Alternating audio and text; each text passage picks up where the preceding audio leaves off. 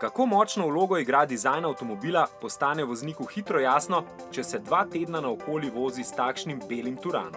Ta na sebi nosi črko R, na karoseriji pa se izmenjujeta bela in črna barva, tako poslovno diskretno, da ni nastopaško, a hkrati dovolj vpadljivo, da v domači ulici ni bilo soseda, ki ne bi pristopil in me vprašal: "Tole pa kar potegne, a ne?" Ja, potegne, že iz zelo nizkih vrtljajev.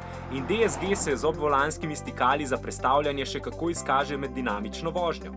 Toda Turan Airline ni prav nič bolj živahen kot vsi drugi Turani z 2-litrskim dizelskim motorjem in DSG menjalnikom.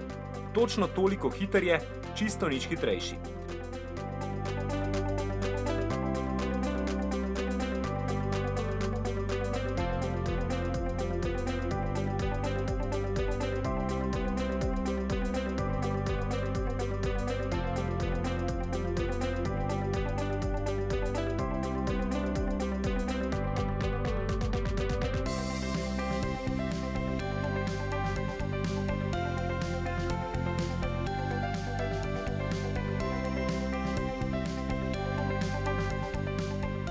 Gre namreč še vedno za povsem klasičnega družinskega enoprostorca.